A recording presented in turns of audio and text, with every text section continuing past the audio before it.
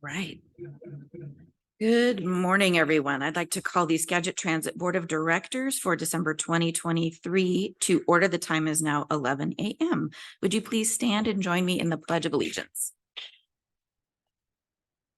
I pledge allegiance to the flag of the United States of America and to the republic for which it stands, one nation, under God, indivisible, with liberty and justice for all. All right, thank you for that. I am Jill Boudreau, Mayor of Mount Vernon. I'm going to ask our clerk to help us with the roll call. Commissioner Browning. Commissioner Janicki. Here. Commissioner Wiesen. Here. Mayor Boudreau. Here. Mayor Johnson. Here. Mayor Miller. Here. Mayor Sexton. Councilperson Aslett. Councilperson Holst. Judy Jones. Here.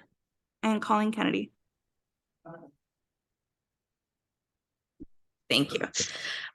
Board member recognition. I just wanted to recognize Councilmember Mark Holst. I can't tell if he's joined online or not, but he is going off the city council, and just wanted to recognize his service to the Skagit Transit Board as a council member per bylaws from the city of Mount Vernon. So wanted to do that. Mayor Boudreau. Yeah. May I say, this is Mayor Boudreau's last meeting with us too. She's retiring from the city of Mount Vernon.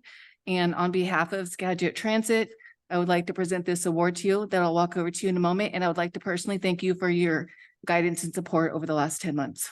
Oh, thank you.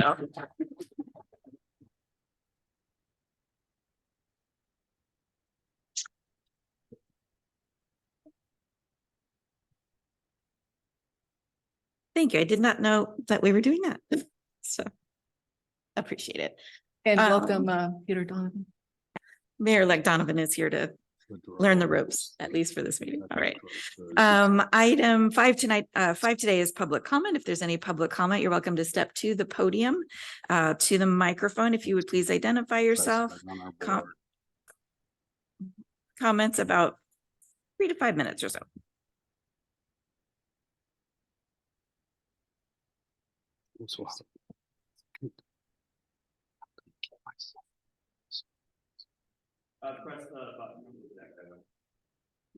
Right, there we go. Swan Jensen, I reside north of Cedar Woolley, 6335 State Route 9. I want to bring some light to a thing that happened here a couple of weeks ago. We have a bathroom facility down at Skagit Transit that's being called the driver's bathroom for 16 more years. All of a sudden, 2 weeks ago, we got kicked out of it as drivers. And notice went out Friday afternoon, but changed the keys Friday afternoon, nobody got in. Even the next day, even people working on weekends couldn't get to their lunch and whatever. There's a reason why we got a bathroom in the first place. Later on, they had a person that couldn't work from MOA, and they created a office down there for her so she could continue doing services. She was one of our original employees. Drivers was just fine with that. They still have access to their bathroom facilities. There's a reason why drivers need their own private bathroom. Just Monday, a person was transported from the bathrooms, fentanyl, to the hospital, used in the bathrooms. That is what we have to deal with on a day-to-day basis now. That is why we need a bathroom. So I urge you guys to get a shovel in the dirt and approve a $200,000 it takes to get a bathroom on the other side, but we can't go to the bathroom. Please. Thank you. All right, we'll do public comment in the room first, and then we'll go online. Colleen, did you have?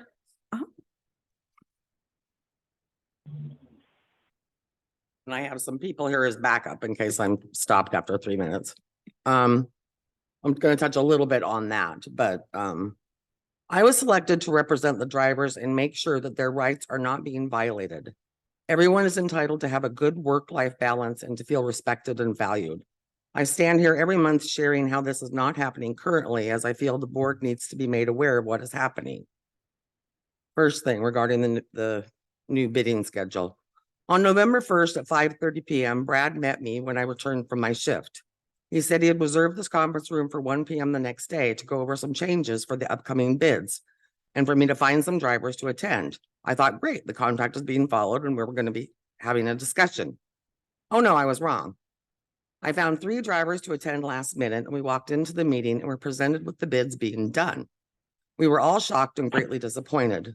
We asked if there could be any changes made and were told no, they were final.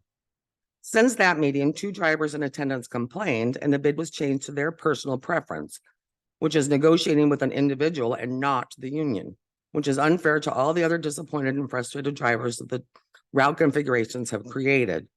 So I have some key points with the changes. The current routes that we are doing have been in place for the last year, and actually the bid committee created them last year. So the expiring bid that we have right now, there are 21 bids with the same route driven all week. So everybody drives the 208, whatever, you know, Monday through Friday.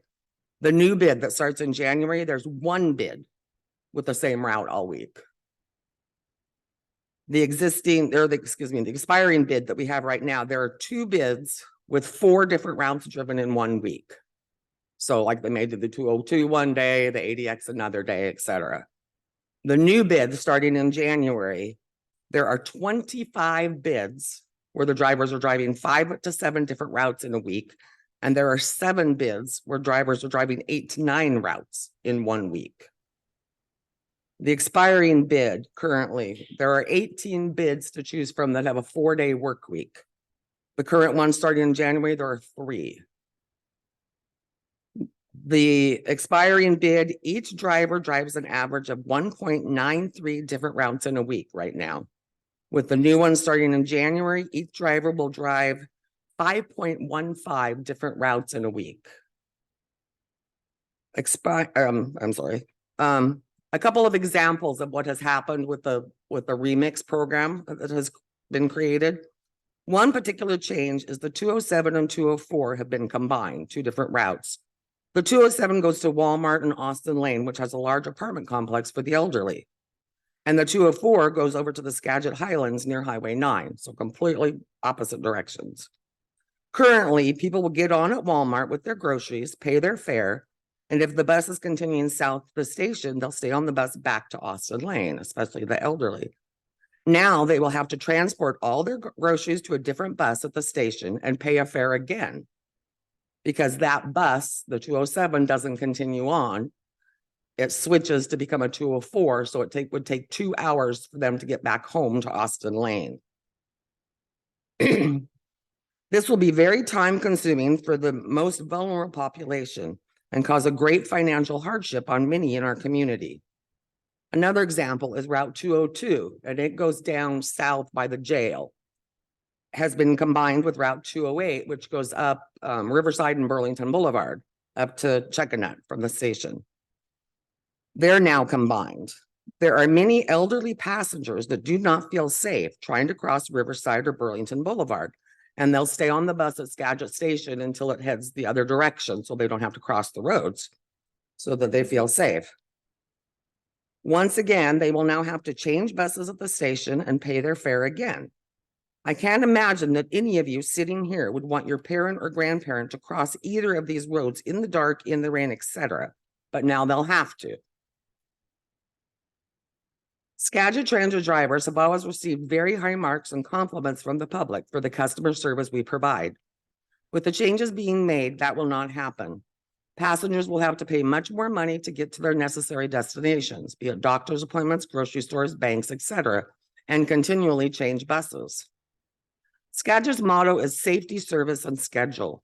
These changes will have a major impact on all 3 of these items. Some current routes are underutilized in some key areas. Burlington and Route 101 is one such route. If it was configured slightly differently and went 1 block over, it would be able to make a stop at the skate park, which passengers, especially the young passengers, ask if we go to, and we don't currently. Also, since Route 101 has been implemented, drivers have said if it ran in the opposite direction, people would be able to get to their shopping quicker, to the mall area. But that has never happened in the last year that it was implemented. There was no meeting with the union until December 13th about an increase in service, no meeting with the bid review committee, and no written input given by drivers, as we had been told on November 2nd that no changes could be made. These are all violations of Article 6.1.2 of the CBA. The Council 2 president sent 2 letters to management requesting a meeting to discuss, bargain, negotiate these changes, and I have copies of them here if anybody would like to see them. Management ignored their requests, instead writing that management has the right to make any changes they wish. While this is ultimately true, these changes do not make for a good work-life balance for the drivers, and the union has some safety concerns about these changes for our drivers as well as the public. If the contract had been followed and the bid committee been allowed to meet and have input, these concerns would have been addressed well before implementation. Now we have a new bid starting with service January 2nd that will most likely cause hardship and confusion to our customers, which flies in the face of our mission statement, which reads, to enhance the quality of life in our service area by excelling in the efficient and effective provision of safe, accessible, reliable, and attractive public transportation services by courteous and professional employees. And then continuing on with the restroom. As of midday, December 1st, the drivers and only the drivers no longer have access to the only private bathroom at Skagit Station. Leadership, IT, security, and facilities still have access. This shows a total disregard for the safety of the drivers and does not show any mutual respect, which drivers are repeatedly written up for violating. A letter was sent out midday on December 1st. In this letter, it stated this was to establish a focused work environment for the customer service department devoid of distractions. Management obviously doesn't know that this area was built as a break room for the drivers and that customer service wasn't always there. Customer service could easily be moved to the location of the former Greyhound office at the station. It's already wired. And the drivers could have their break room back. For many routes, this is the only restroom available. All drivers want is a quick 2 to 3 minute break away from distraction to take care of their own personal needs. This is not possible, being required to use the public restroom. There's no hot water, no paper towels. By the end of the day, usually no soap, toilet paper, or toilet seat covers. Skagit also no longer provides drivers with Lysol spray, which many drivers use every day on their buses to spray down the equipment, steering wheel, handrails, fresh on the bus, etc. Skagit Transit's stated values, which appears on the website, states safety. We commit to ensure that our employees, passengers, and the general public safety are always our first priority. This change of restroom access for drivers is not an example of the company's values. As a side note, just on Monday, a man was using fentanyl in the men's bathroom and taken to the hospital. Later on, 7 o'clock that night, a female driver went into the women's restroom and a man draped in blankets was in the stall in the women's bathroom. And she actually had him removed because security wasn't around. And I've also just been sent 2 pictures today from drivers taking pictures of a broken toilet paper bin in one of the stalls and then filth left on a toilet. Colleen, you've had 10 minutes. I'm going to ask you to just wrap up. Okay. You want somebody else to take over? I've got this much to go. I am asking you to respectfully wrap up, and you have, looks like you've got a little bit more. So go ahead for another minute or 2. Okay. Employees have now been told that it is mandatory to set up a workplace email account. Yet drivers have not been told that if they use their personal cell phone or computer for work-related things, that device can be open to subpoena and investigation. If there is ever any sort of lawsuit or information request for the agency. Just last week, management started demanding to see employees' personal cell phones without cause. Finally, not only does management ignore the union and Council 2's requests, we've requested to meet about the proposed new policies, the new bids, the restroom changes, etc. But management also ignores the board members' request. Mayor Boudreau attended a labor management meeting on September 15th. At this meeting, the mayor requested that labor management meet at least once a month thereafter. We held 1 meeting on October 12th, and that's it. Labor always has items to discuss and have requested meetings, yet they do not take place. Council 2 is keeping a close eye on the requests that have been made and or denied, and our legal counsel is now getting involved because they know how frustrated the employees are feeling about being ignored. Go on.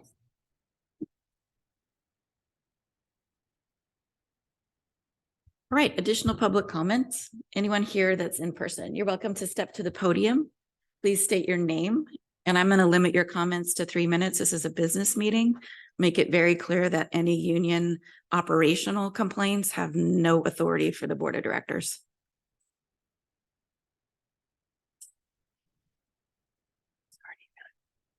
Hi, I'm Karen Stroshine. I reside in Mount Vernon and I am a fixed route coach operator. And I was the woman on Monday who confronted a male in the women's bathroom who had followed a young woman into the lobby.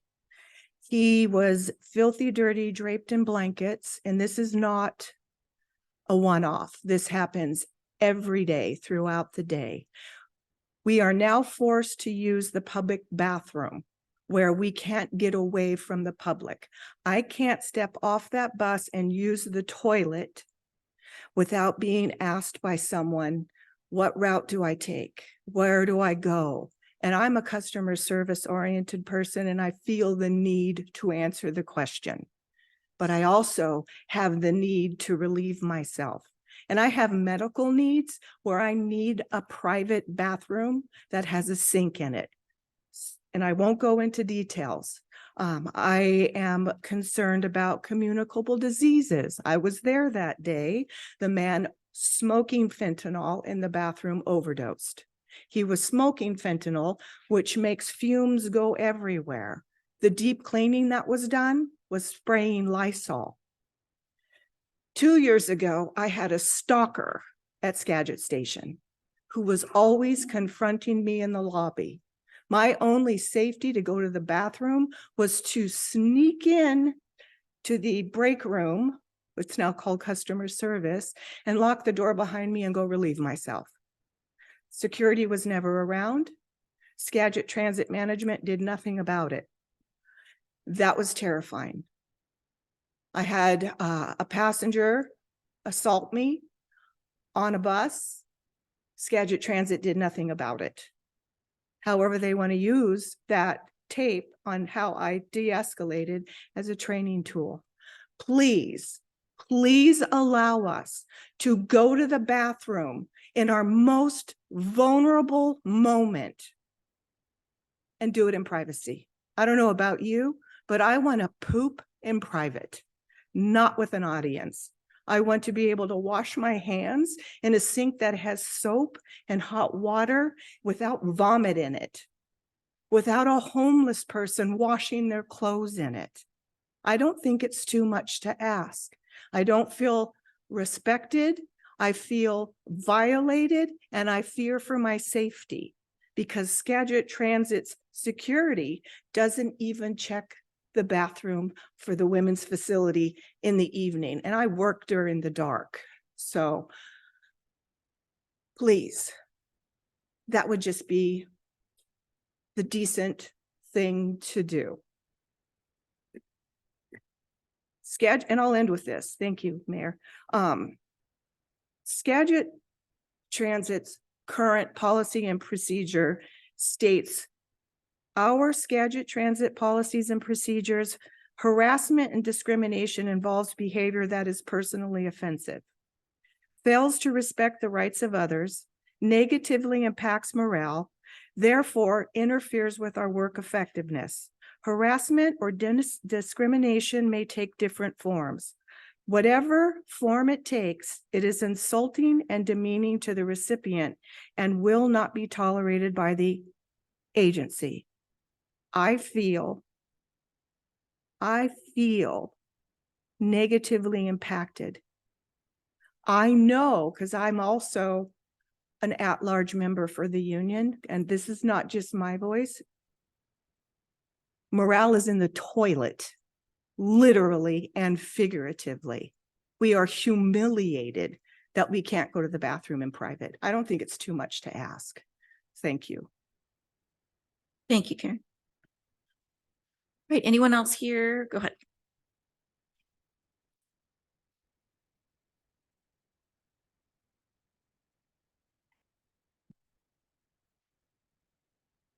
Yeah, good morning, everyone. My name is Joe Downs. I'm the staff representative with Washington State Council of County and City Employees. I'll keep this brief. You've heard from a few of our drivers here who are expressing concern, and this represents a lot of what we are hearing from membership. Now, at the end of the day, we all want to work together to handle issues that arise at Skagit Transit and make sure that safety and service are important to everyone. We have a duty to bring these issues to you all and to management because we want to make sure they're getting dealt with. For bid issues, I would ask that we schedule those meetings for March and September as soon as possible so that we have them on the books. And we are going to keep bringing up safety concerns that we are hearing from folks. We want to make sure everybody is safe at their workplace, and we know that management has the same goal. But just wanted to take a moment to highlight that we want to work together on these things. We want to make sure everybody feels safe and respected in their workplace. Thank you all very much. Joe, I don't mean to put you on the spot. Are you aware of regular meetings between the labor and the management that have occurred?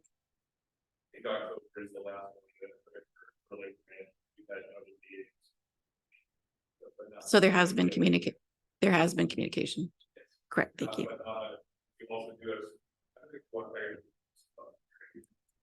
Thank you.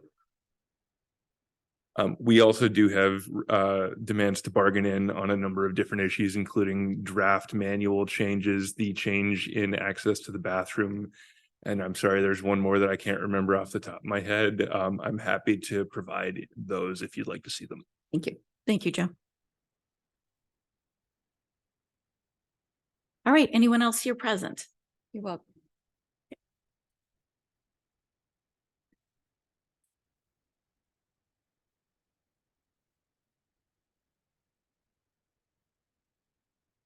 My name is Christopher Squires. I live in Mount Vernon.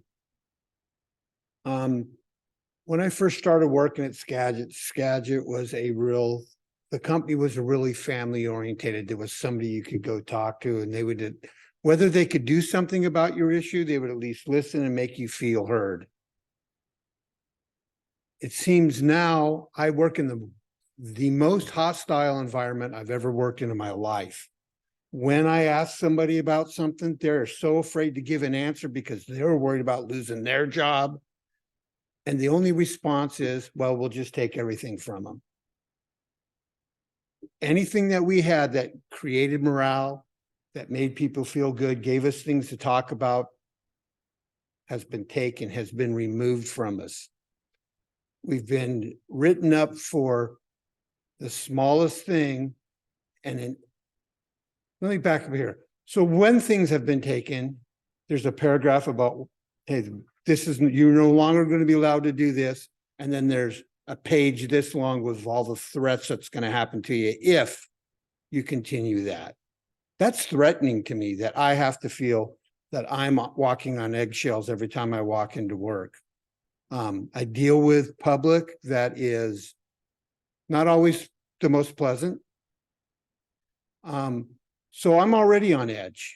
I'm already feeling stress and pressure from my employer. Now I'm getting bombarded by this by the public. And there are a lot of routes that have to use, there are some routes that don't even have a bathroom. You have to go to a store and ask them if you can use their bathroom. How is that a good work environment? You know, when we had Christmas ugly sweater holiday the other day, you can wear an ugly sweater. It is so misleading the way it's written. It says that you can wear an ugly sweater on Friday, but it has to match Skagit County or Skagit Transit's Friday dress code, which means you have to be in uniform. Why is that even why is that putting in there unless that's put in there for, if we don't like something you can do, we can go after you for that. That's our interpretation as a driver. We're people. We have lives outside of work. I feel like I'm a tool that I'm put on a shelf. You're going to get off the shelf. You're going to get in the bus and you're going to go back on the shelf till I need you again. And that's the feeling that I get as an employee working for Skagit. It wasn't that way a year and a half ago. Just wasn't that way. And that's all I've got to say on the situation. Chris? Right, anyone else in person?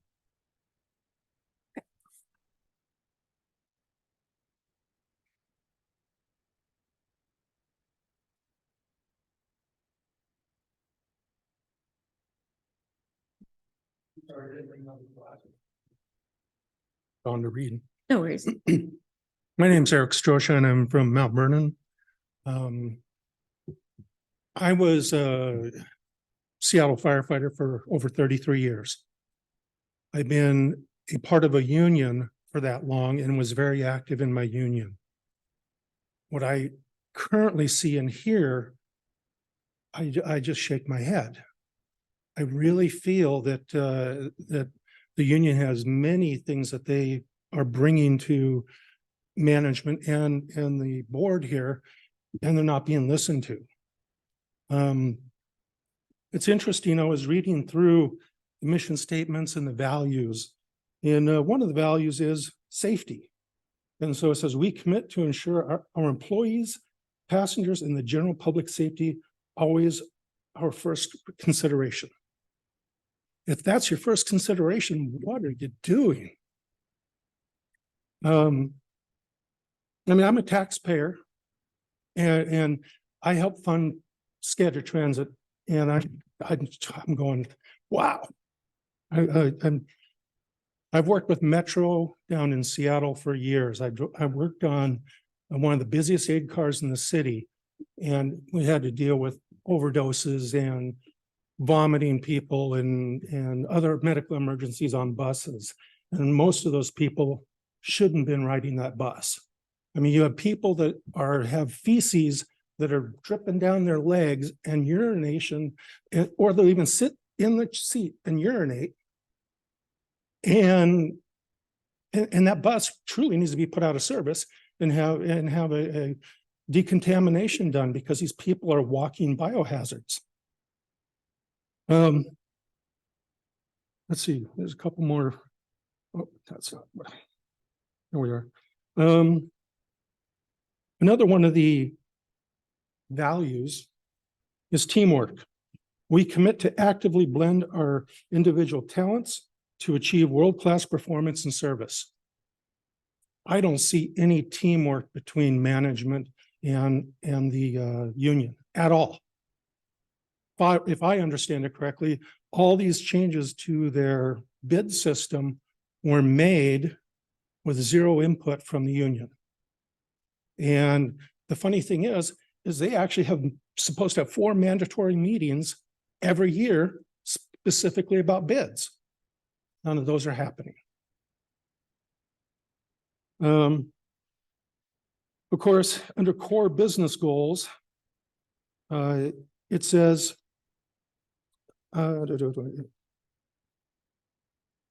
improve transit services.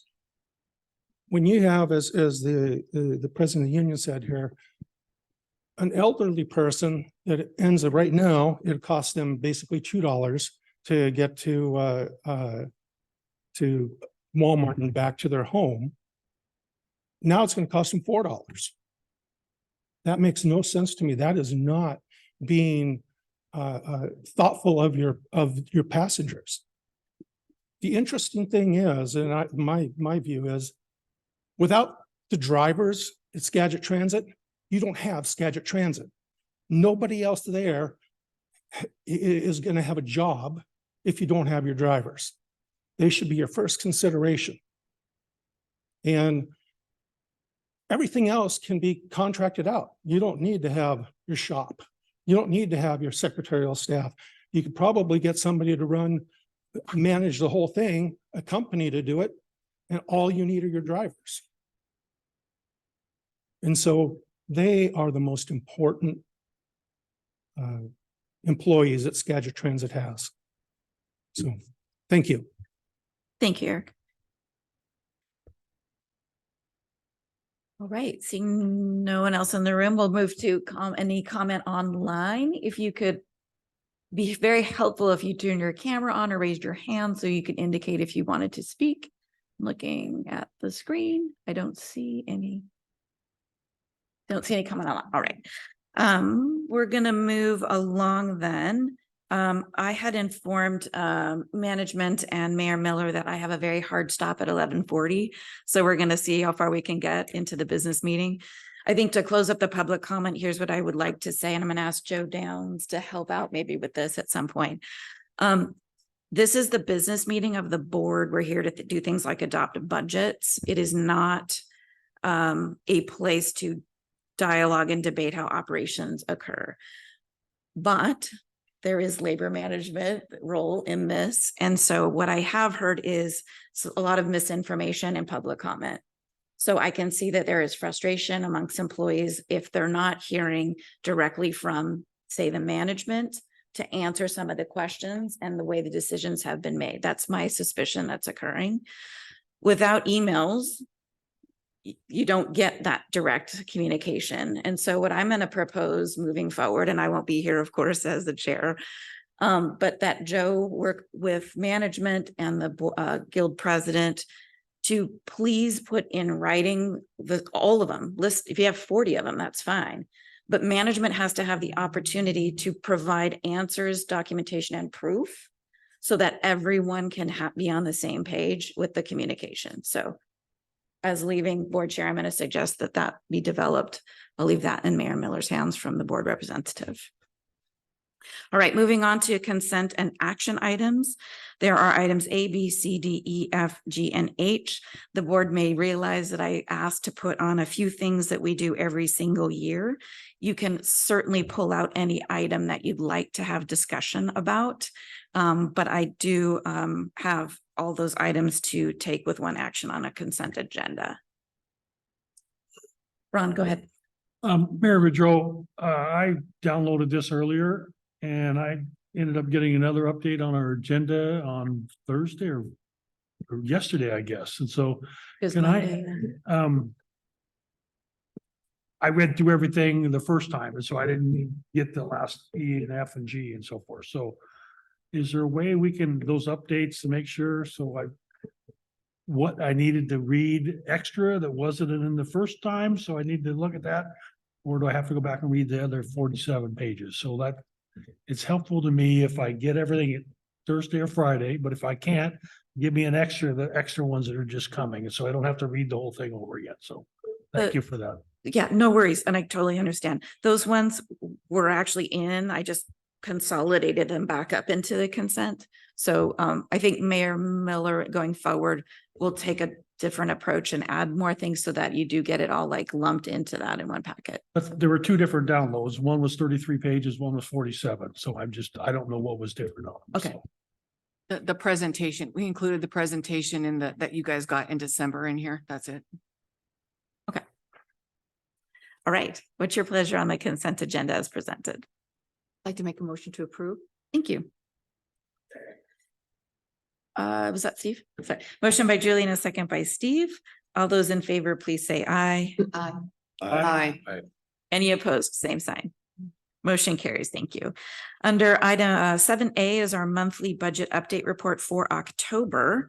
And I think Chris Arkle is going to take this one. Right. Thank you, Chris. Go ahead. Everybody hear me okay? Yep. Okay. So for October, our ending cash was $3,815,461. Investments in our reserve accounts operating was $5,298,487. Facilities is $10,400,000.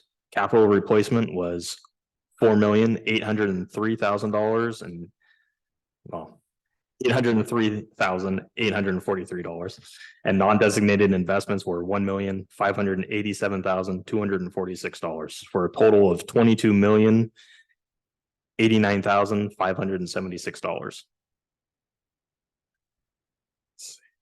Operating expenses, I'm just going to move past the checks here unless we really want to go over those.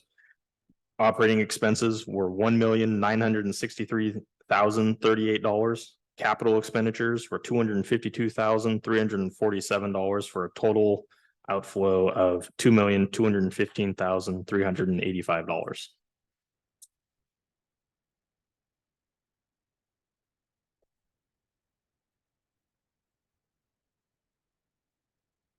See.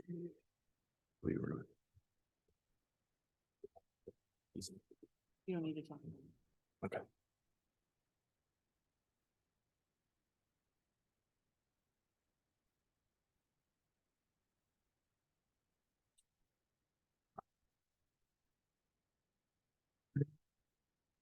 Right, and moving on to November, ending cash. Or- Sorry, did you I thought you were looking for something. Are you finished then? Chris? Yes. Okay, sorry, on the October. Questions from the board on the October monthly budget update report. Thank you. Staff recommends the board approve the monthly budget for October. My apologies. Okay. Any questions from the board?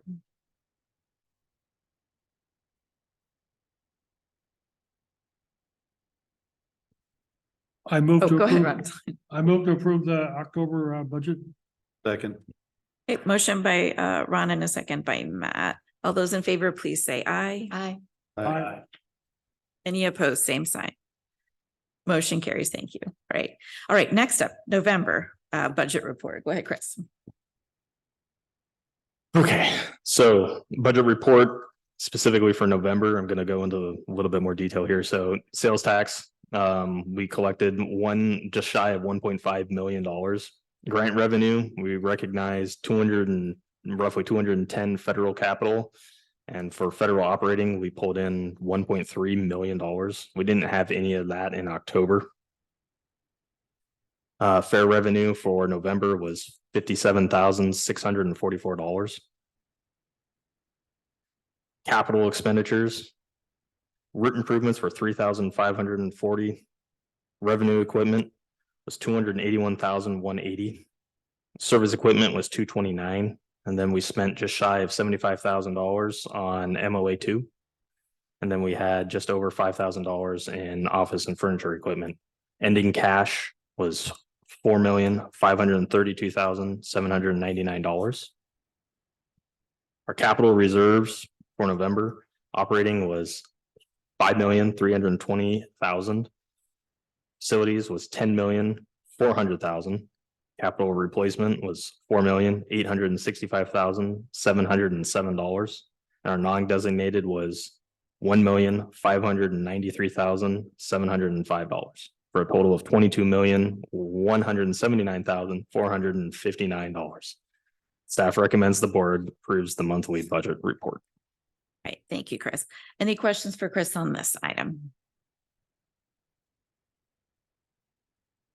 Okay, I move we approve the November budget report. thank you.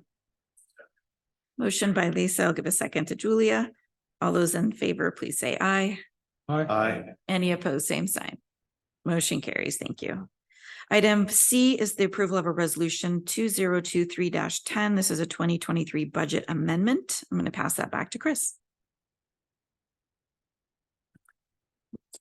2023 budget was approved by the Board of Directors during the December 2022 board meeting. The following summarizes significant changes in revenue and expenditure projections and presents that information to request modifications to the previously approved budget. We had an approved budget on sales tax of $15 million. Our amended budget is $17.2 million with an increase of $2.2 million. Our non-transportation revenue, the approved budget was $185,900, and the amended budget is $1,022,553 for an increase of $836,653. State grants is the approved budget for state grants was $82,524. The amended budget is $2,240,513 for an increase of $2,157,989. Our total changes in revenues are $5,198,671.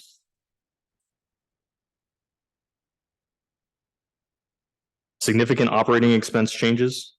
I'm going to just go down the increase and decrease on these because just to save some time here.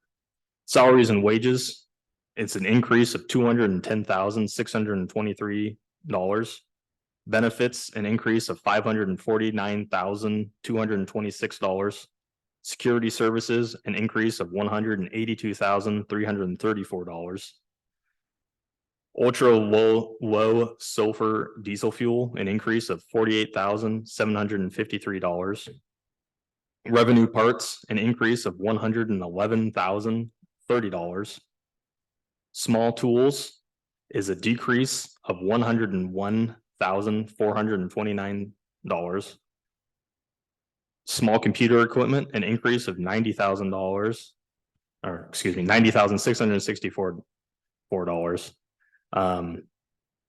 For total operating changes on major accounts of $1,091,201.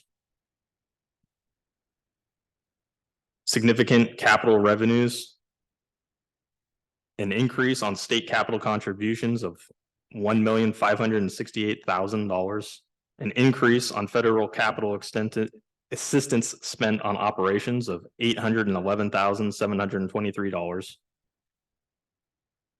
A decrease on federal capital contributions of $1,835,901. For a total net change of, or excuse me, net decrease of $2,592,178. Significant capital expenditures. We have a decrease on route improvements of $710,000. $710,361. An increase on park and ride of $141,860. Revenue equipment decrease of $1,150,316. A decrease on service equipment of $214,122. A decrease on van pool vehicles of $134,516. An increase on MOA 2 of $140,212. An increase on MOA of $17,141. A decrease on garage shop equipment of $703. An increase on office furniture and equipment of $62,709. And a decrease on intangible asset expenditures of $721,675 for a total change of decreasing of $2,569,771. Staff requests approval of resolution number 2023-10 amending the fiscal year 2023 budget. Good job, Chris, reading all those numbers. All right. Any questions for Chris on this budget amendment? There was. Okay.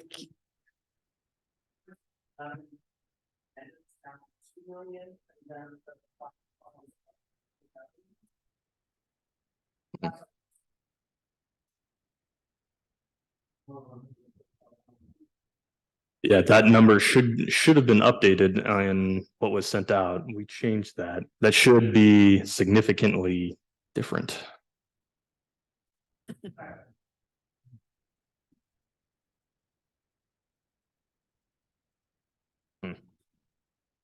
The net change should be correct.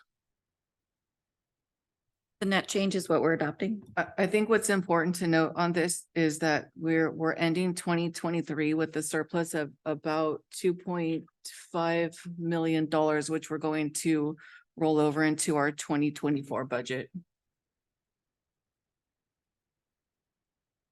The net numbers in the resolution itself that are stated, like the bottom line numbers. Correct. For the capital expenses then remain as 2.569771. Is that correct? Correct. Okay. Questions for Chris on this? Chris, I'm Colleen, thank you for bringing that out. I wrote a question mark also, but if that differential is $9.3 million, if it or I don't know, maybe the amended budget to 2.3 million isn't right. Because if the decrease is between 11 million and 2 million, I've got a $9 million number that isn't going to tie out to the resolution. Yeah, I'd like to point out that the approved budget states a total of $5,832,056. That number is correct. The amended budget of $3,262,285 is also correct. It just looks like the new MOA number wasn't updated to reflect that change. So the So the- $11 million number is wrong. That is incorrect. Yes, that number is incorrect. So it should be 2.46 or something. Absolutely, yes.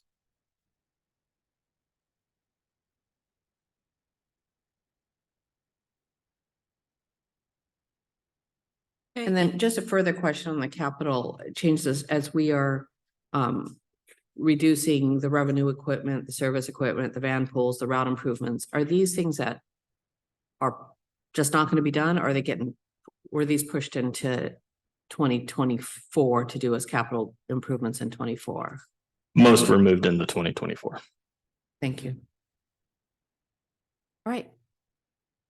Any other questions regarding the budget amendment for 2023? We have accurate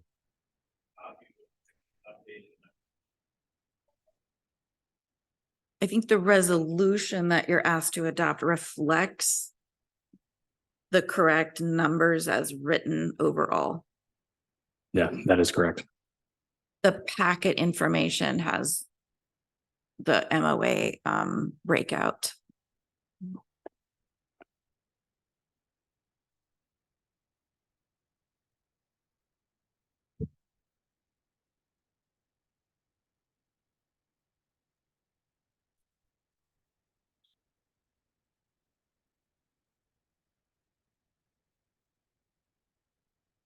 Do we have any further questions? Look and see if people want to take a little more time on this. Totally fine.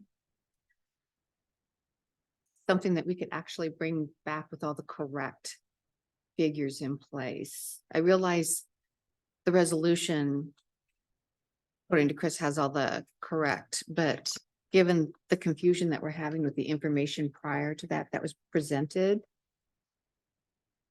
if that could be.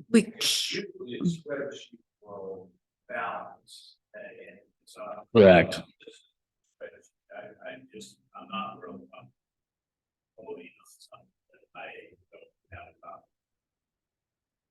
So we absolutely, the board could choose to not take action today. And then Mayor Miller can work with Crystal on a special meeting to be called. I believe we have to do this amendment prior to the end of the calendar year. Is that correct? For the 2023 budget? Or That's certainly not what we have to do in our jurisdiction. Okay, I I'm mean, just- You can do budget amendments for the previous year and the following year.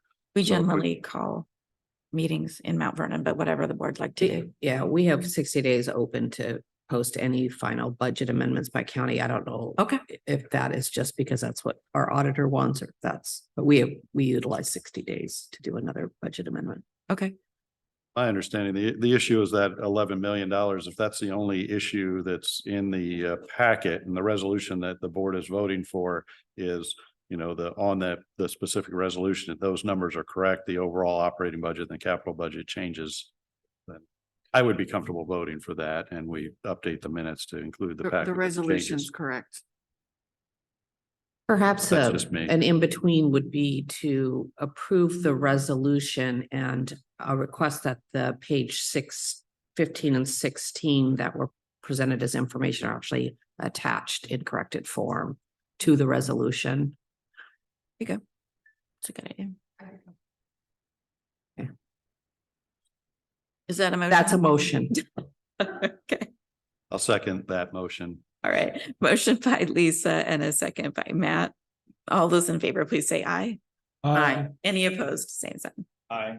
All right, thank you, noted. Motion passes. Thank you.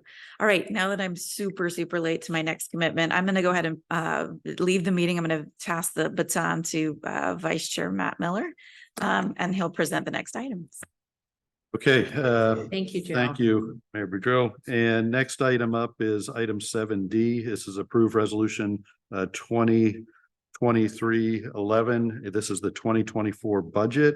And Chris, I think you're still probably on. I'm actually Oh. gonna take this one. Okay, So great. I have the budget presentation that was provided to the board on the December 5th meeting that I'm happy to go over again. None of the figures on this changed. The only thing that changed in this presentation versus the presentation that was presented to you on December 5th was we took a couple of the capital projects slides out because a couple of you thought it was too much information. So I'm happy to go through that presentation again. Would you like me to go through the presentation? We have it up here. The Uh, board's pleasure on this. We'll see the presentation one more time or a quick I'm spin happy to go through. through it and answer any questions. Why don't I get started? If Yeah, anybody just- has yeah, any we- questions, yeah, please feel free to stop me. Can you bring up the present? Okay. Okay, this should look very familiar to you. It's the budget that you guys looked at, very modified version from the budget presentation that you saw just a couple of weeks ago. So can you, next slide, please? There you go. There you go. This slide shows our 2023 proposed budget that was presented to the board last year, our expected actuals and the differences. As previously noted in the special board meeting, we're ending the year with a $2.35-ish million surplus, which we just talked about a few minutes ago. There's no questions on this slide. We can you next slide, please. The second slide to note, or the change to note on this slide just simply reflects the $200,000 million sales tax revenue that we added from the November meeting. If there's no questions on this, next slide, please. Oh, okay. Third slide. This slide shows the 2023 end of year estimates to 2024 estimates, budget estimates. You'll notice that our 2024 budget revenue estimate is coming in $1.2 million under what our 2023 end of year estimate is. That is because we're budgeting conservatively on tax revenues. We're budgeting about 17,250, I believe, and let's see, what are we budgeting? We're budgeting a couple, what did we budget, Chris, on that? We budgeted $15,750,000 and this year we're expected to come in at 17.2. Any questions on this? Next slide, please. Okay. This slide highlights the 2024 budget revenues, the 15,750 that we just spoke about. Just short of $8 million in operating grants, 7.3 in capital, $718,000 in fares, just under $1 million in other, and those are revenues such as investment interest, sale of assets, and building and meeting room rentals, in addition to some other smaller dollar amounts. Any questions on this one? Next slide, please. This slide shows our sales tax revenues from 2018 to 2023, showing a steady increase over the course of the last 5 years. The bottom part of this slide shows fare revenues for 2019 through 2023. Fares took a downward spiral during COVID, but have steadily been increasing. Note that we no longer charge fare for youth up to 18 years of age, but that was offset by the transit support grant that we are now receiving from the state. There's no questions. Next slide, please. This slide shows the operating and capital grants that we have already drawn down on or expect to draw down on 2024 for a total of about $15.3 million. There's no questions. Next slide, please. This slide shows operating expenses by category. Some notable changes are salary and benefits. The increase in budgeted salaries and benefits compared to 2023 is due to step increases, a 4.25% COLA increase that was built into the budget, 5 additional employees added in 2023, an increase in medical premiums and budgeted overtime. For services, this increase is due to additional security services needed for the construction of the new MOA2. And for casualty and liability, our insurance increased approximately $107,000 from 2023. Next slide, please. In slide 3, we showed the 2023 end of year estimate to 2024 budget, which showed a $2 million increase in operating expenses. These expenses are, as you can see here, about 1.4 in wages, $730,000 in step increases, $526,000 in COLA increases, $175,000 for the new positions that we added, $18,000 in overtime, $318,000 in benefits, $107,000 in business insurance, and $125,000 in miscellaneous expenses. Any questions? There's no question. Question? I'll wait till you're done. I had a question from a few slides Okay. back. It's okay. You can go ahead and finish and then we Okay. can, maybe somebody else had other questions as well. Okay, next slide, please. Am I going too fast? No, I was trying to do 2 things at once and I failed at both. I know I do that all the time. Okay, the top part of this slide shows us staffing summary from 2023 to 2024. In 2023, we added 4 bus drivers, 1 capital project manager, 1 community engagement coordinator, 1 executive assistant, and we absorbed 1 supervisor position from operations and 1 administrative position. We did not add any new positions for 2024. The bottom part of the slide just outlines operating expenses by department, and as expected, operations and maintenance makes up the majority of the operating expenses.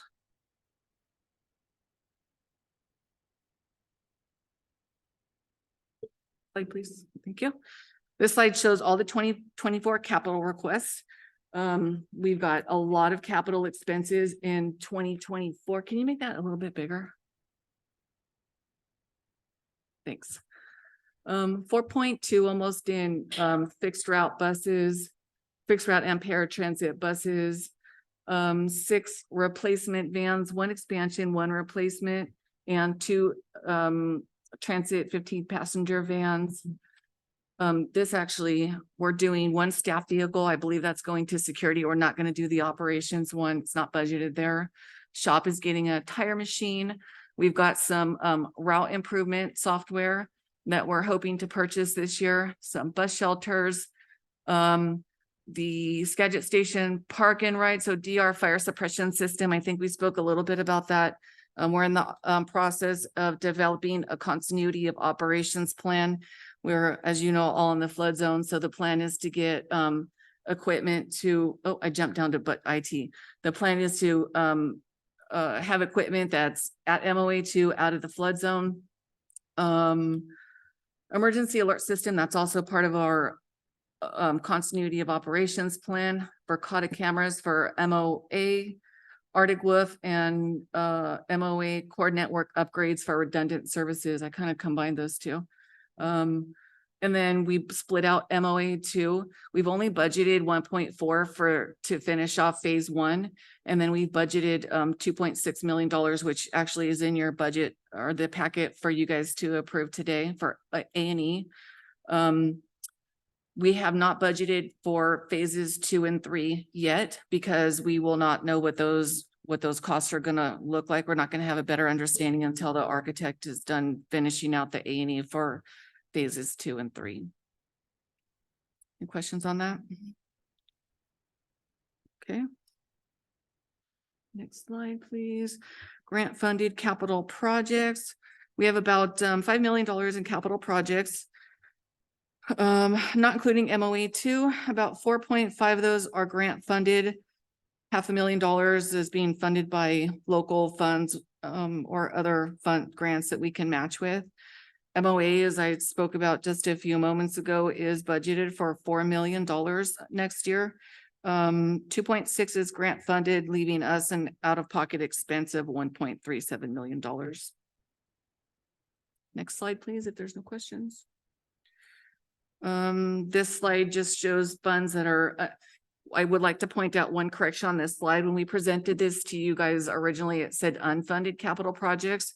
These are not unfunded. It's built into the budget and they're being funded by local funds. It's just not grant funded projects, but we've got capital engines, the tire machine that we spoke about coming from local funds, and a couple of the other things that we mentioned in the Skagit Station park and ride capital improvements, and all of the IT equipment and software that we're hoping to purchase will come from local funds instead of grants. We don't have grants for any of those. All right, next slide, please. This slide demonstrates 2023 end of year estimates and a 2024 budget request for salaries and benefits for all employees. Some notable big changes are medical, unemployment, on-call pay, etc. The overall 2023 estimate to the 2024 budget request is an increase of approximately 10%. So that concludes the actual presentation. Did you, Mayor Sexton, have a question? Really, it's just a comment on when I'm looking at operational funds, especially revenues and expenditures. You know, when I look at this sheet with the 2023 year-end estimates. Okay. And our 2024 budgeted estimate, I understand we budgeted conservatively on sales tax revenue, probably by $1.5 million at least, maybe more. But even rolling that back into a comparison of last year, we're pretty flat on our operational revenues. Right. And what's really concerning to me is our operating expenditures on this page. You know, if we look at 2023, we had a huge increase, actuals from 2022 to 2023, like 23%. But even if we're looking at 2023 to our budgeted number for 24, it's still a 9% increase. Those are outpacing revenue increases. I know we have issues with some of the revenue grants continuing into the future potentially. I think that's just something we really need to keep a very close eye on, is that's just not real sustainable for the long term. So it's just cautionary on my part. I saw that and it's like, you know, I wish I could go back in time to 2022 again, but we can't. So sure. That comment, is there any other comments or questions about the budget? Okay. Speaking of can't going back in time, the budget does need to be passed before the end of the year, so. Happy to come to a special board meeting if you want to have one.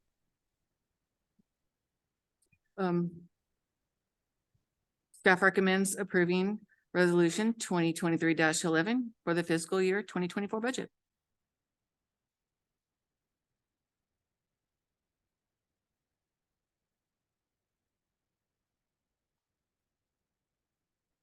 I move approval of resolution number 2023-11. With, I think, a correction to approve the title says approving amendment of the fiscal year 2024 budget, but I think that word should be adoption on the header of the resolution. You're correct. With that change. I so move. I'll second that. Okay, a motion by Lisa, second by Steve to approve resolution 2023-11 with the change of the word amendment of the title of the resolution. Any additional discussion? All in favor signify by saying aye. Aye. Opposed? Okay, motion carries. On to item 7E. This is a approved work plan, personnel policy manual extension. Crystal, I think. That's me. I forgot Jennifer's not here. I'll have to flip to see if I can find the resolution, but essentially, as you guys know, we were the board directed us to finish the PPM updating the PPM by the end of 2024. We gave it, oh, thank you. Let me just read it. During the September board meeting, staff was tasked with a work plan to complete the update to the Skagit Transit Personnel Policy Manual by December 31st, 2023. Legal counsel has requested additional time for review at the manual update. Staff intends to present this updated manual for board approval upon completion of the review.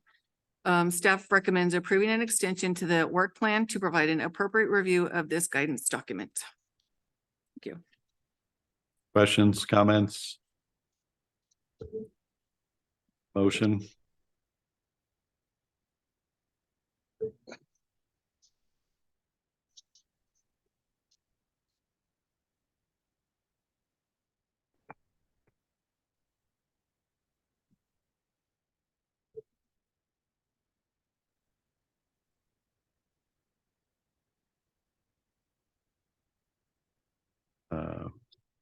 Well, with no sure, Colleen. I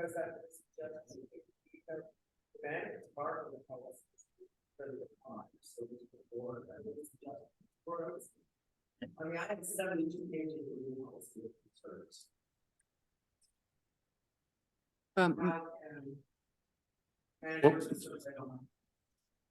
But okay, that sounds like a collective bargaining issue that we're not going to talk about at this meeting.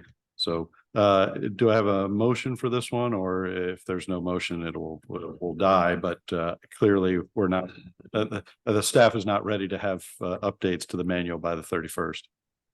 Crystal, was there a proposed date of extension? Do you need a year? Do you need 6 months? No, she believes that 30 days will be enough. An additional 30 days will be enough. And that's why we're hoping the plan is to bring it to the board in January for approval. It's a very big manual.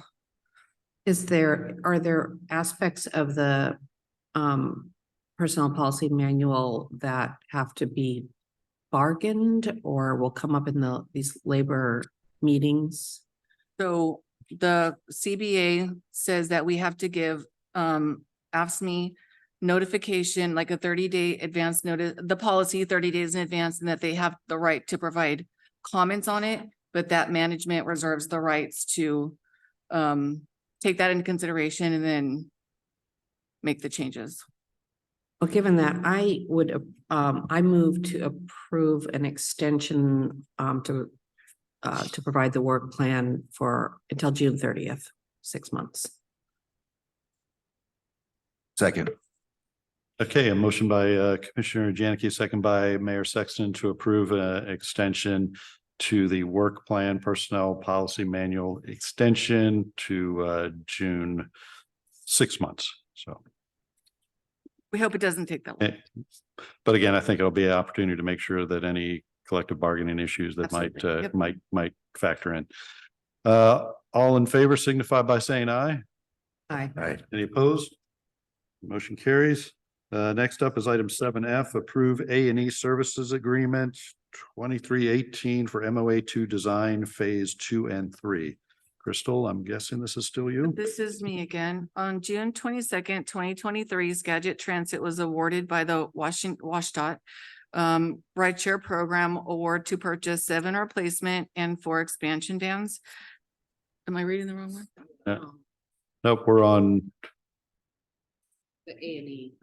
Oh, sorry. A&E services agreement. Thank you. Pursuant to 40 USC 1102, the Brooks Act, and RCW 39.8 governing contracts and procedural requirements for the procurement of A&E services, Skagit Transit published requests for RFQs 23-18-F for architectural and engineering services on July 31st, 2023. October 2023, staff recommended the board award to the highest scoring responding qualified firm, KPFF Consulting Engineers and Architectural and Engineering, pending successful negotiations. I'm happy to report we just finished that yesterday. Negotiations with KPFF were conducted October through November. It actually says we finished yesterday.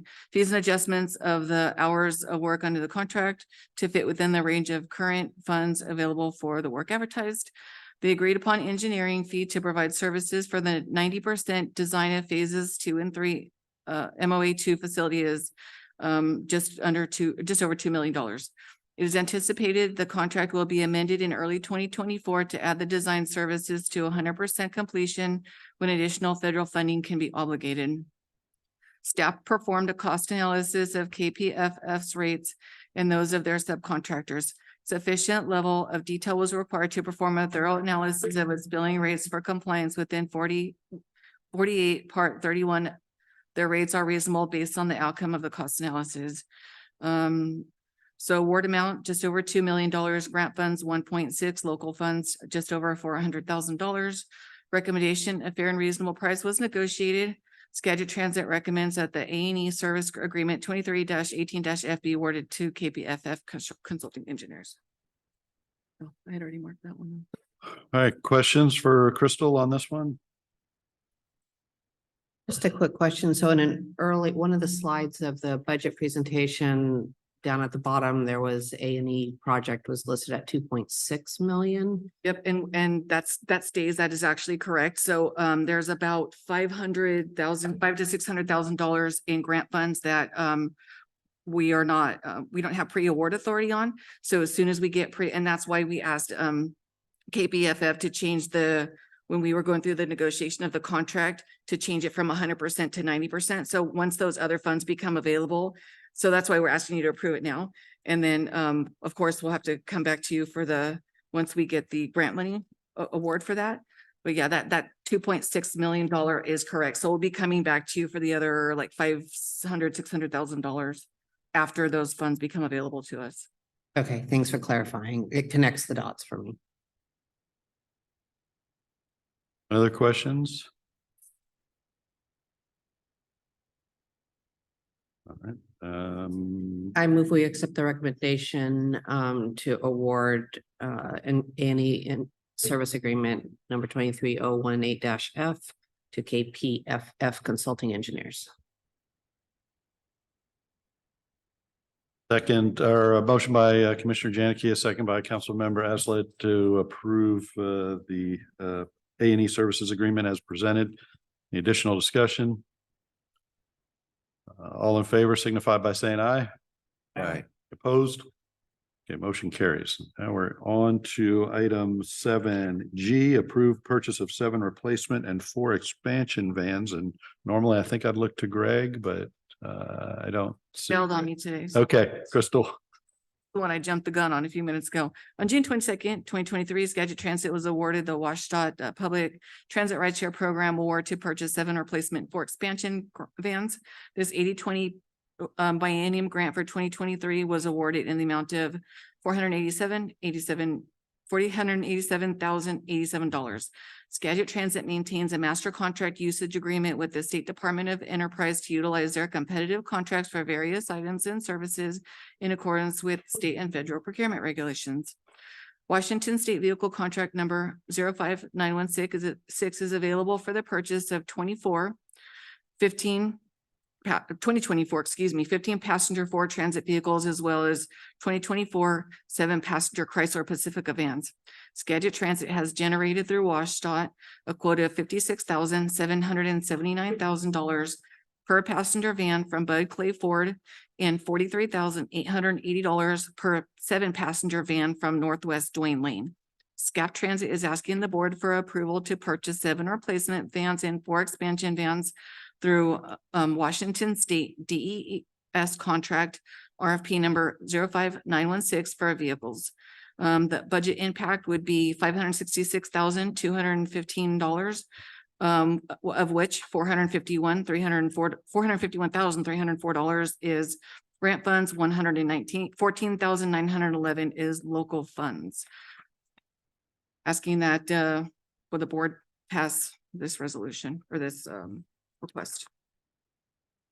Okay, any other questions? Yeah, Yeah, and that let's see. Dwayne Lane is in Burlington, right? I just want to double check on that. Make sure it's the right Dwayne Lane. Motion to approve. Second. Yeah, motion by Peter, a second by Steve. Any additional discussion? All in favor signify by saying aye. Aye. Okay, motion any opposed? Okay, motion carries now. Sorry for that. Moving on to 7H, approved 2024 FTA 5307 Flex Fund Grant Award. And is this Brad? Yes, sir, it is. Okay. Resolution 2019-09 authorizes the chief executive officer to sign grant agreements upon board approval of the project and funding of the grant award. The following is presented for board approval of the programming and award of 2024 US DOT funding. Federal fiscal year 2024 FHWA and Surface Transportation Program funds flexed to the FTA through Section 5307 were awarded to Skagit Transit from the Skagit Council of Governments for the amount of $157,560. Skagit Transit will utilize the funding for the purchase of bus shelters and bus stop seating to be placed on highly utilized stops. Grant funds will amount to $157,560. Our required match is $24,590. So the total project cost will come to $182,150. That is a grant to local match ratio of 86.5 to 13.5%. Staff recommends the board approves the project and funding to maintain and upgrade passenger amenities of the transit system. All right, any questions on this one? Question, Yep. Go ahead. these new locations or just replacing existing facilities? These will be new locations. One or two of them could potentially become replacements, but most of the shelters that we've purchased over the last 10 years have been grant funded, and those are required to be in service for 15 years before they can be replaced. So most of the shelters we have out there will stay. Other questions? All right. Looking for a motion to approve this Flex Fund Grant Award. Motion to approve.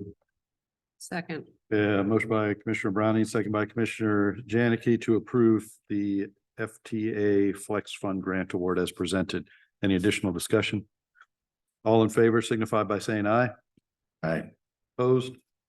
The motion carries. On to item 7I, I think, approve CAC new member. Is Crystal or Judy or?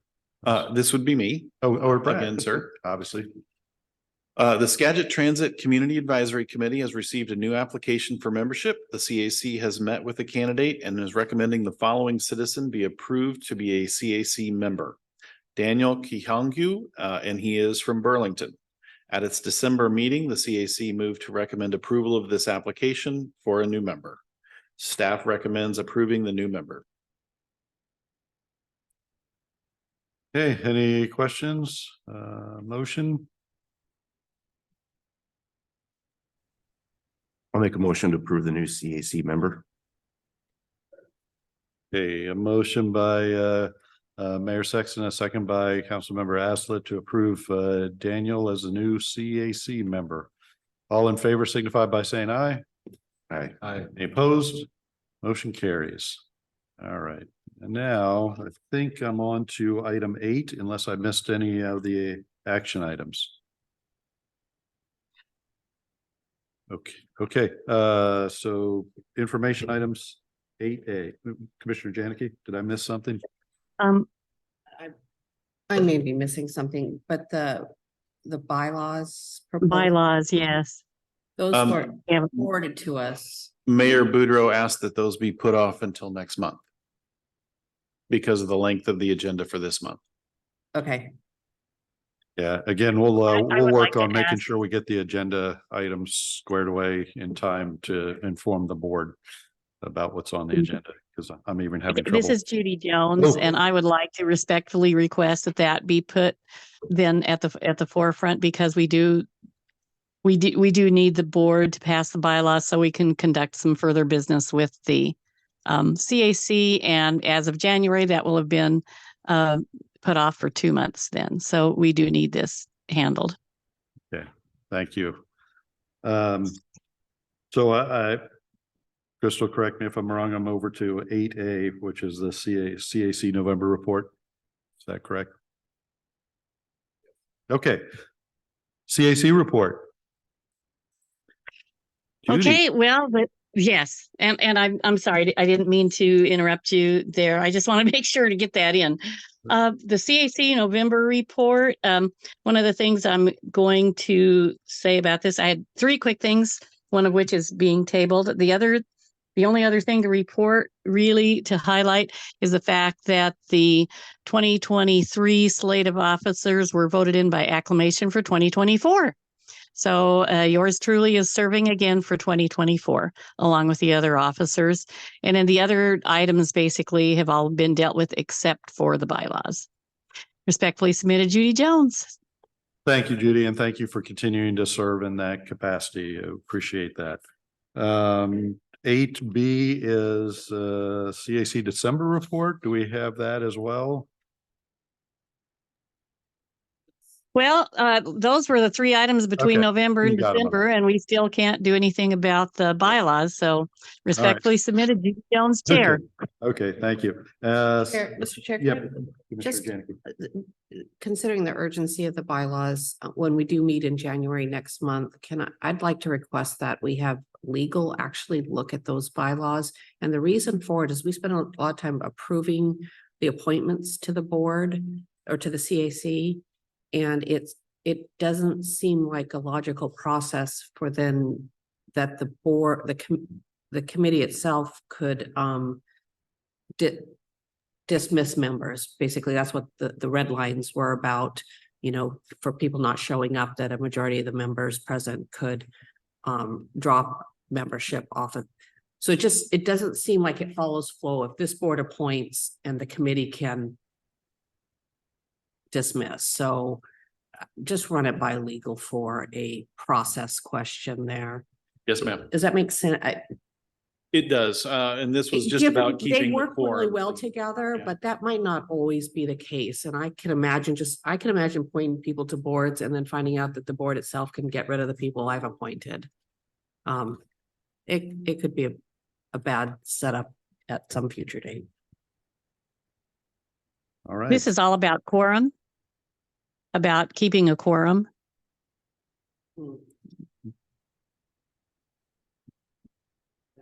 Yes. And there is background to this. Yep. All right. I get it, Judy. I just want to make sure in January when it comes before us, we have the information we need to make the decision. Got it.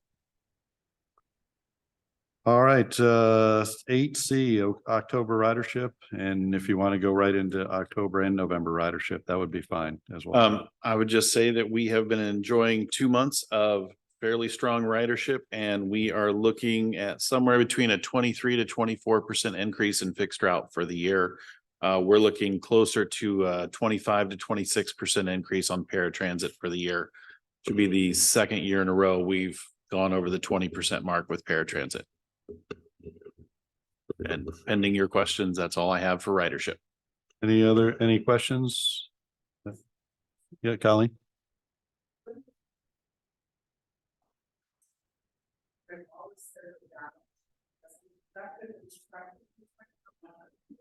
Yes, we are in the process. One of the capital projects that's listed is what's called a Novus migration.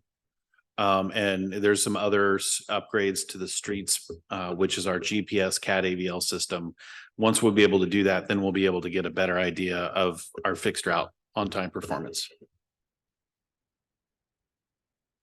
Okay. Is there ever a way that you can do a perceived evaluation of age and ethnicity, so you can start determining whether there's changes that are following a pattern, so you could see if your advertising is working or seeing if you're hitting a new target? Is that asking too much for a driver? To a certain extent, we already track some of it. The youth ridership, for instance, for November was 6,152. When we in June of 22, when we enacted this policy to go youth fare free starting in July of that year, we had about 670 youth riders. So our efforts to date in a little over a year and a half have moved the needle by a factor of 10, which is a pretty good sign that you're making you're heading in the right direction. Good. Thanks, Brad. Okay, we're gonna move on to, so I think we've got a closed session that the board is gonna have to go to for collective bargaining purposes under RCW 4230-140. And the plan will be to adjourn this meeting afterwards. But I don't know how much time we need for this one. So we'll, No action to be. yeah, and there will be no action taken at that. I just want to make sure to, because typically we would put the adjournment after that one. So 5 minutes, you said? I would think it would be fair to say that we could be back by 1 o'clock or by 12:30. Well, I'm gonna say we're going to adjourn, we're gonna move to a closed session and be back by 12:35. Okay. Okay, thank you. I have 12:35 and the closed session of the Skagit Board of Directors is over. No action was taken. And moving on to now adjournment. And with no objection, this meeting is adjourned.